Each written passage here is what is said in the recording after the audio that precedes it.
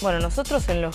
que va del año 2018 ya hemos tenido 3 aumentos en la tarifa del transporte público de pasajeros. Uno que operó el 1 de enero, otro el 18 de marzo y el último que operó a los primeros días de junio y que en un acuerdo entre la Intendencia y PRO y Cambiemos se le dio un plus o un combo que era otorgarle potestades a la Intendenta para poder definir ella la tarifa del transporte público de pasajeros de acá al futuro. En ese marco, no solamente expresamos nuestra disconformidad, porque además tengamos en cuenta que una de las, justamente de las definiciones que podíamos tomar desde el Consejo Municipal era la definición de la tarifa del transporte público de pasajeros. Nosotros seguimos sosteniendo que la tarifa es política, que cuando uno habla de un servicio público no puede pensar solamente en el costo de ese sistema, sino de lo que el trabajador real puede pagar. Si hay un desfasaje entre el costo y lo que el trabajador real puede pagar, para eso está el Estado y para eso están los subsidios. Y bueno, la realidad es que con ese acuerdo coyuntural que hubo nuevamente entre el PRO y la Intendencia, lograron que se incorpore, además del aumento, esa potestad a la Intendenta para poder definir la tarifa de acá al futuro. Otra de las cuestiones que nos preocupa muchísimo y que tienen que ver con el sistema y que hemos planteado también ese día es que en el año 2017 se vendieron 8 millones menos de pasajes. Quiere decir que hubo 8 millones menos de rosarinos que se han subido al transporte público de pasajeros. Esto sin duda atenta contra la sustentabilidad del propio sistema, genera mayor presión entre los que sí siguen siendo usuarios,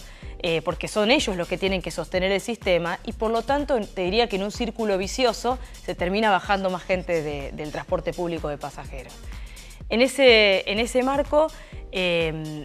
también hay que decirlo, un contexto donde el gobierno nacional ha tomado determinadas definiciones, donde si la anterior pelea con el gobierno anterior tenía que ver con exigirle mayor cantidad de subsidios para Rosario, la pelea que hoy estamos dando como ciudad es que no nos saquen los subsidios. O sea que hemos retrocedido 20 casilleros en el debate y en la discusión. Y en esta definición de retirar parcialmente el impuesto al gasoil,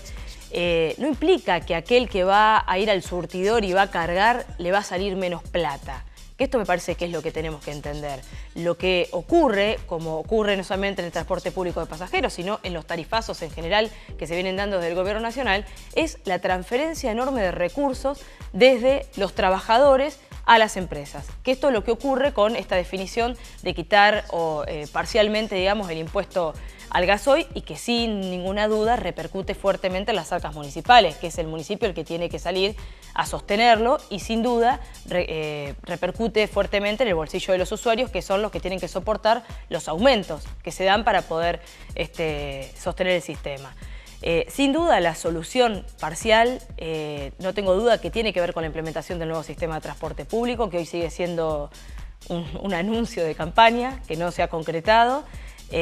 Pero también, y eso hay que decirlo, su no implementación está ligada fuertemente a lo económico. De hecho, no tengo dudas de que este combo con el que se ha incorporado para darle a FEIN potestades para poder definir la tarifa es parte de un acuerdo o de una exigencia, te diría, que están imponiendo las empresas para poder llevar adelante el nuevo sistema. Es decir, esto de que la tarifa deje de ser política, que la tarifa deje de ser definida por el Consejo Municipal y que sea simplemente una decisión unilateral de la Intendenta. No solamente preocupa la baja de pasaje porque, insisto, atenta contra la sustentabilidad del sistema, sino que también hay algunos datos que nos tienen que alarmar en nuestra ciudad. Nosotros del millón de habitantes que somos, hay 700.000 vehículos. De esos 700.000 vehículos, la mitad son autos. Del 70% de los autos que ingresan al área central lo hacen con un solo ocupante. Entonces, no solamente hablamos de lo preocupante que es para el bolsillo del trabajador, del estudiante, del que menos tiene, que es el que necesita del transporte público para poder trasladarse en la ciudad y comunicarse, sino que también que se baje gente del transporte público y que no tengamos un transporte público de calidad, alienta el uso del auto individual y esto tiene un impacto en el medio ambiente, digamos, tiene un impacto en la calidad de vida de los rosarinos, no solamente por cómo se dañan las infraestructuras, el pavimento, sino también la contaminación sonora y la contaminación en la calidad de aire que obviamente respiramos todos los rosarinos. Los municipios son el eslabón más débil de toda la cadena, que si bien reciben porcentajes de coparticipación, son los que hoy terminan afrontando, te diría, más problemas, problemas que son mucho más complejos y que al ser de mayor cercanía con el vecino son los que necesitan resolverlo. Y eso no tiene una comparación en términos económicos, sin duda. Más allá de que nosotros hemos cuestionado desde hace muchísimos años cómo se han administrado los fondos públicos en la Municipalidad de Rosario, cuáles han sido de alguna manera las prioridades al momento de gobernar, en qué se ha gastado, entendemos, y en esto, en cuanto al transporte público de pasajeros, de que la Nación no se puede hacer la distraída, que la Nación no puede